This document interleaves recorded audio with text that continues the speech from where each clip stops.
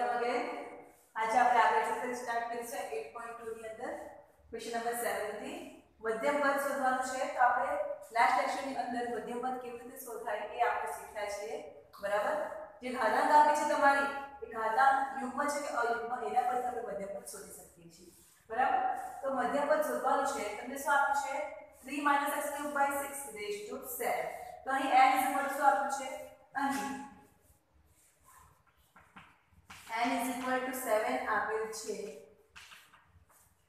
જે અયુગ્મ છે તેથી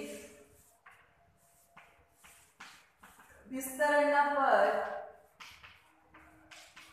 7 + 1 = 8 થશે અને આપણે શીખ્યા છે કે જો n અયુગ્મ હોય તો એના માટેનું મધ્યમ પદનું સૂત્ર શું આવે છે તો અહીં લખીશ n + 1/2 મું અવલોકન અને n + 1/2 + 1 મું અવલોકન બરાબર તો જો આપણે n ની વેલ્યુ મૂકીએ તો 7 + 1/2 એટલે 8/2 એટલે આ 4 મું અને n + 1/2 7 + 1 is 8 8/2 is 4 4 + 1 is 5 તો પાછા ચોથું અને પાંચમું તમારું મધ્યમ પદ થશે બરાબર હવે તમે જો આ જે વિસ્તરણના પદ છે તમારા 8 છે તો આપણે 1 2 3 4 5 6 7 8 આપણે આવું લખી દઈએ બરાબર તો આ બાજુ 3 અને 3 પદ તો આવી ગયા તો બાકી શું બચ્યા બે પદ બચ્યા તો 4 અને 5 પછી તમારું મધ્યમ પદ થશે બરાબર તો આ રીતે તમે ડાયરેક્ટ લખી શકો છો 8 થશે માટે 4 અને 5 બે મધ્યમ પદો થશે બરાબર 4 અને 5 આપણા શું થવાના બે મધ્યમ પદો થવાના ઓકે હવે a + b raised to n સાથે કમ્પેર કરીએ તો 3 - x³ / 6 raised to 7 ને a + b raised to n સાથે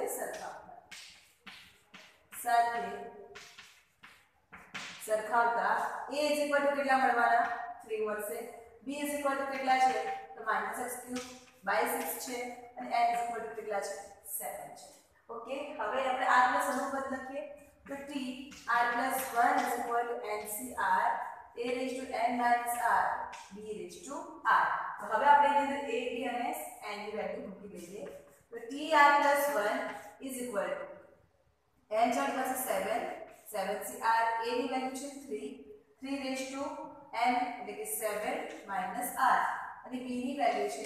-x³ / 6 raised to r બરાબર હવે આ તમારું શું થવાનું -1 raised to r x³ raised to r અને 6 raised to 1/6 raised to r થશે તો આ t r + 1 = 7 -1 raised to r ને હું આગળ લખી દઉં છું 3 raised to 7 - r x raised to r into 3 is 3r / 6 raised to r okay તો આ આપણું r + 1 નું પદ મળ્યું હવે આપણે ચોથું પદ શોધવાનું છે અને ત્રીજું પદ શોધવાનું છે 4 અને 5 બંને મધ્યમ પદ થશે બરાબર થયું તો આપણે ચોથું પદ મેળવવા માટે ચોથું પદ મેળવવા માટે t r + 1 માં r = 3 મૂકતા ચોથું પદ અને પાંચમું પદ ચોથું અને પાંચમું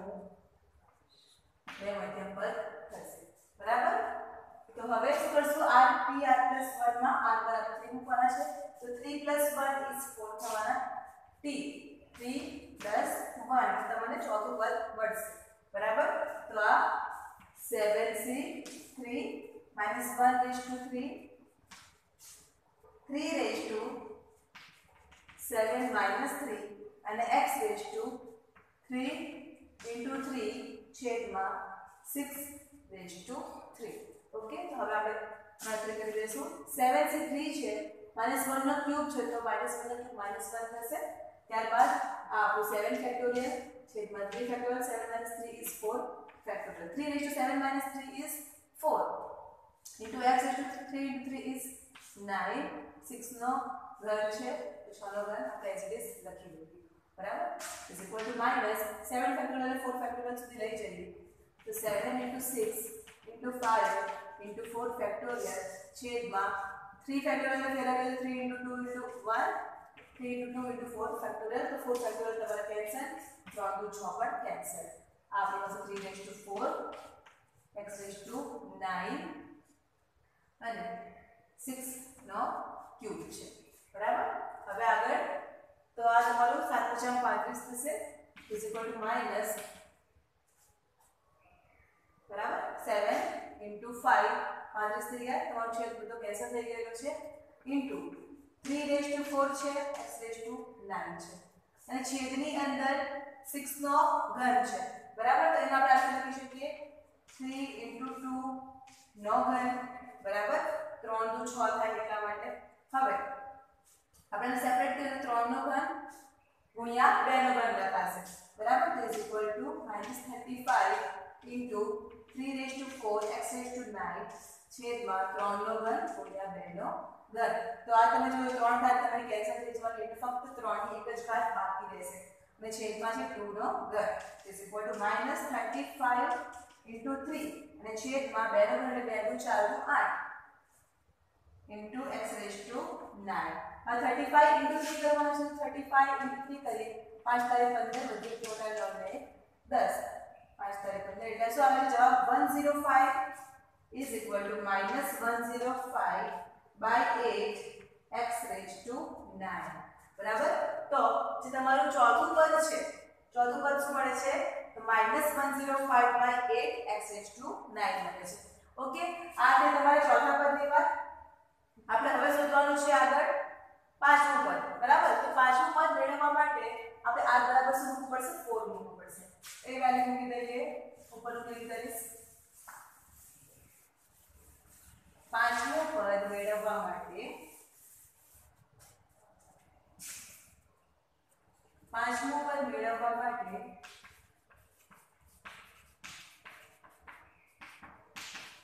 r is equal to 4 મૂકતા મૂકવાનો છે આ સમીકરણની અંદર બરાબર તો t 4 + 1 એટલે t 5 થઈ જશે એટલે પાછું પદ મળે છે બરાબર તો 7c4 - 1 raised to 4 3 raised to 7 - 4 x raised to 3 into 4 by 6 raised to 4 okay હવે આપણે ગણતરી કરીએ આપણે is equal to 7c4 તો 7 ફેક્ટોરિયલ છેદમાં 4 factorial 7 - 3 is 4 factorial 7 - 4 is 3 factorial -1 raised to 4 તો તમારું થઈ જવાનું 1 3 raised to 7 - 4 is 3 3 raised to 3 into x raised to 4 તારી 12 આ તમારું 6 raised to 4 થઈ જશે બરાબર અને આપણે આ રીતે કન્વર્ટ કરી 3 નું 6 કરી દઈએ તો 3 into 2 એટલે 6 થઈ જશે raised to 4 ઓકે હવે આપણે 7 into 6 into 5 into 4 factorial છેદમાં 4 factorial into 3 into 2 તો 4 factorial cancel 1 6 cancel 7 × 35 બાકી રહેશે into 1 3 × 27 x raised to 12 એવું નામ કરીશું આપણે જો તમારું કેન્સલ થઈ જાય છે 3 નો ઘન x raised to 12 આ તમારું છેદમાં 3 raised to 4 into 2 raised to 4 થવાના તો 3 raised to 3 કેન્સલ તો તમારા છેદમાં 1 3 બાકી રહેશે બરાબર 7 × 35 છેદમાં 2 ની 4 ઘાત એટલે 2 દુ 4 દુ 8 દુ 16 16 દુ 32 16 તાળી 48 35/48 into x raised to 12 આ સાના બરાબર મળે છે t5 બરાબર મળે છે આ તમારું t5 તો t4 તમારું શું આવ્યું તો -105/8 x raised to 9 અને t5 શું આવે છે 35/48 x raised to 12 બરાબર એટલે જે મધ્યમ પદ મેળવવાનો એક્ઝામ્પલ્સ જે છે એ પણ બરાબર તમારે તૈયાર કરવાનું છે ઓકે હવે આપણે આગળ જોઈએ ક્વેશ્ચન નંબર 8 ક્લિક કરીશ ક્વેશ્ચન નંબર 8 છે x/3 + 9y આ એક્ઝામ્પલ તમે સોલ્વ કર્યો એટલે તમને આ એક્ઝામ્પલ પર ફટાફટ આવડી જશે કારણ કે સેમ જ છે ફક્ત યુગ્મ અને અયુગ્મ ઘાતાંક ફક્ત અલગ છે क्वेश्चन नंबर 8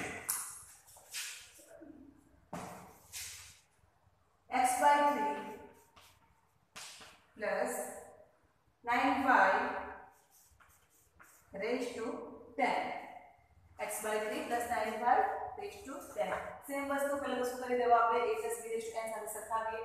ને a + b raise to n સાથે સરખાવીએ તો a બરાબર કેટલા મળે છે a = મળે છે x/3 અને b બરાબર મળે છે 9y અને n બરાબર મળે છે 10 બરાબર a b અને n ની વેલ્યુ આપણને મળી ગઈ હવે જે ઘાતાંક છે કેટલા આપ્યા છે 10 એટલે કે યુગ્મ છે અને જો n યુગ્મ હોય તો એના માટેનું સૂત્ર શું છે જે આપણે મધ્યમપદ શોધવાનું સૂત્ર છે તે n/2 + 1 નું અવલોકન અહીં n = 10 જે યુગ્મ છે તેથી વિસ્તરણના કુલ પદ 10 + 1 = 11 થશે બરાબર હવે જો આ મધ્યમપદ સૂત્ર શું આવશે n યુગ્મ હોય તો n/2 + 1 નું પદ બરાબર તો n કેટલા છે 10 છે તો 10/2 + 1 10/2 એટલે કે 5 + 1 is છઠ્ઠું પદ બરાબર અને બીજી રીતે જો આપણે જોઈએ તો આ 1 2 3 4 5 6 7 8 9 10 11 બરાબર તો આ જો આ ચાર પદ આ ચાર પદ બરાબર છે પાંચ પાંચ પદ લઈ લીધું છઠ્ઠું પદ જે તમારું છે તમારું શું આવવાનું મધ્યમ પદ આવવાનું બરાબર તો આ તમે બંનેમાંથી કોઈ પણ રીતે લખી શકો છો આ લખી દો અને n/2 નું પદ એવું લખશો અને તમે શોધી લેજો તો પણ ચાલશે ક્યાં પછી તમે ડાયરેક્ટ આ રીતે તમે સોલ્વ 1 to 11 જેવી લખી દો જેથી આપણે હોઈએ અને મને જે મધ્યમ પદ કયું બને છે એ તમારે લખી દેવાનું તો માટે છઠ્ઠું 6મું મધ્યમ પદ થશે તો આના માટે ફક્ત આપણે એક જ મધ્યમ પદ શોધવાનું છે માટે એક જ મધ્યમ પદ આપણને મળે છે જ્યારે n બરાબર કેટલો આપ્યો હતો આપણે 7 આપ્યો હતો જ્યારે અયુગ્મ સંખ્યા આપી હોય ઘાતાંક બરાબર ત્યારે શું મળે છે બે મધ્યમ પદ આપણને મળે છે હવે છઠ્ઠું પદ મેળવવા માટે મને શું કરવું પડશે r બરાબર શું મૂકવું પડશે મારે 5 મૂકવું પડશે તો પહેલા તો r + 1 જે છે એનું સૂત્ર લખી દઈએ r + 1 = ncr a raised to n minus r b raised to r હવે a b અને n ની વેલ્યુ આપણે અંદર મૂકી દઈશું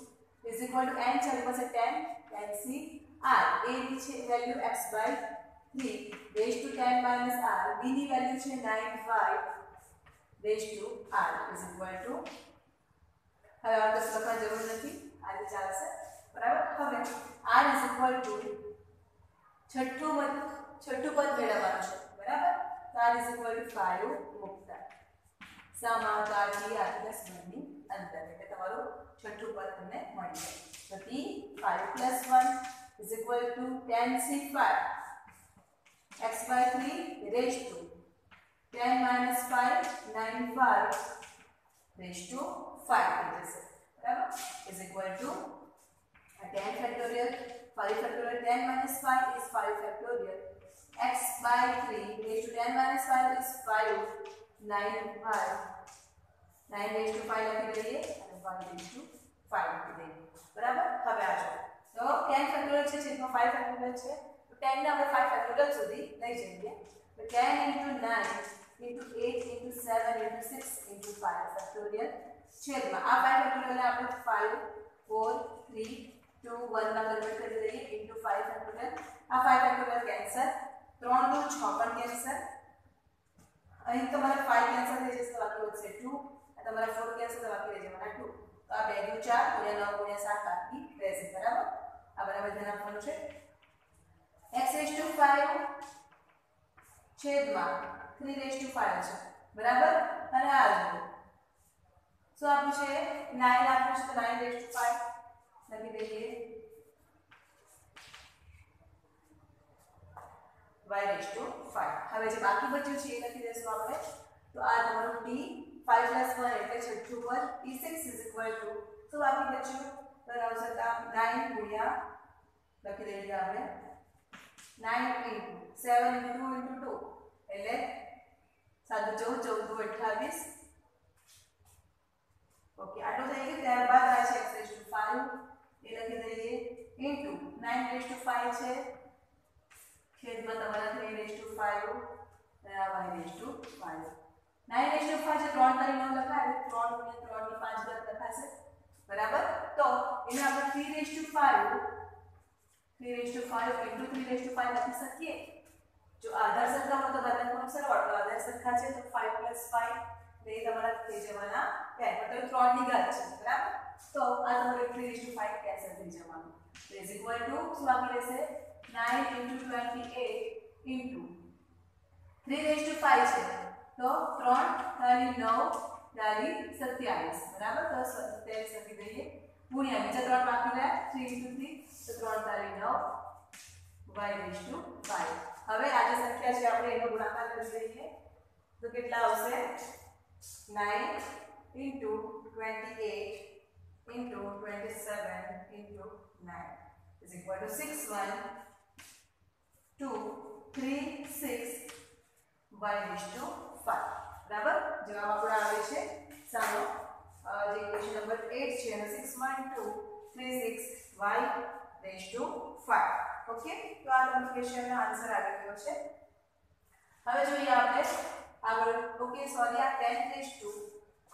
માઈનસ પછી x/5 લખવાના રહી ગયા છે. અહીંયા લખ્યું છે આપણે x/5, તો આપણે x/5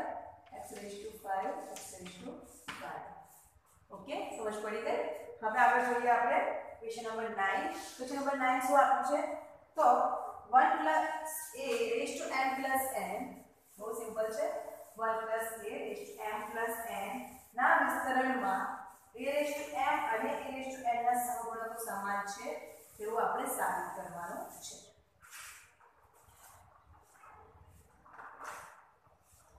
ક્વેશ્ચન નંબર 9 જોઈશું. 1 + a raised to m + n ના વિસ્તરણમાં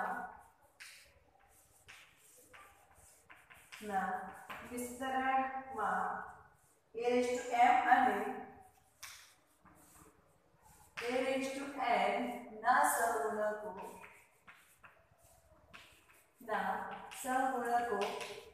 સમાન છે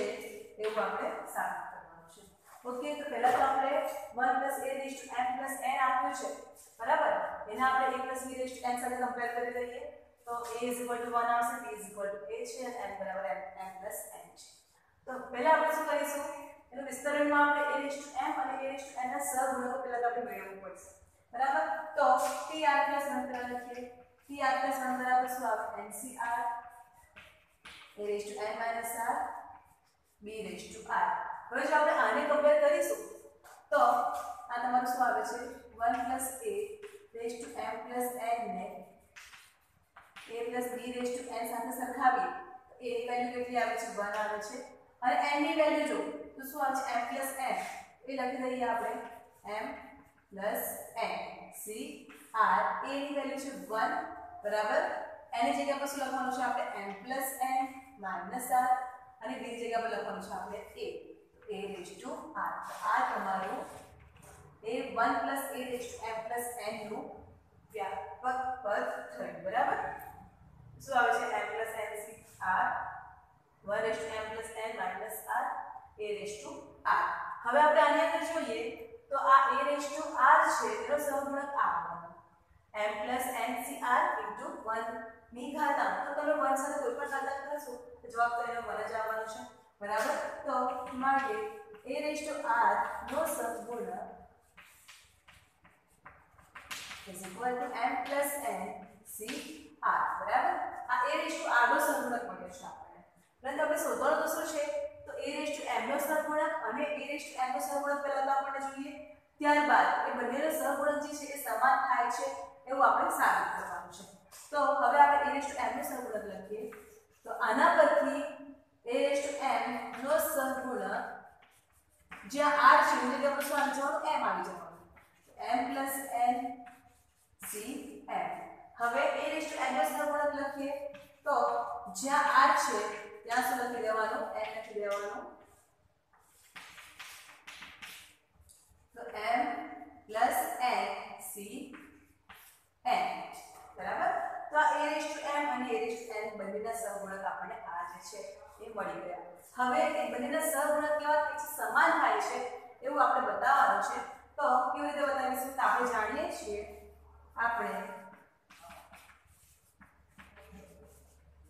જાણીએ છીએ કે कैपिटल एन वापरीશું तो capital NCR is equal to capital NCN minus R આ આપણે સંચય આવૃત્તિની અંદર શીખ્યા છીએ બરાબર NCR is equal to NCN minus R છે તો આ સૂત્રનો યુઝ કરીને આપણે આ સહગુણકોને સરખાવશું તો પહેલા આપણે આ લઈ લઈએ M plus N CN is equal to NCR હોય તેના બરાબર N એચ લખી દો એટલે કે આ ઉપરની જે વેલ્યુ છે એને એચ લખી દઈએ M પ્લસ N બરાબર આ જે સૂત્ર છે એને યુઝ કરવાનો છે આપણે તો જે અહીં નીચે શું આવશે તો આ જે ઉપર છે ઉપરની કિંમતમાંથી નીચેની કિંમત બાદ કરવાની તો ઉપરની કિંમત કઈ છે m n છે એમાંથી નીચેની કિંમત બાદ કરો તો નીચેની કિંમત કઈ છે m છે તો m તમારે કેન્સલ થઈ જશે બરાબર તો બાકી શું બચવાનું n બાકી રહેશે તો આના પછી શું મળવાનું m n cm is equal to m n cm બરાબર તો m n cm એ તમારું શું છે a raised to m નો સહગુણક તો આના જે નીચે શું આવશે a raised to m નો સહગુણક is equal to m NCN m NCN એ તમારું શું આવવાનું તો a raised to n નો સહગુણક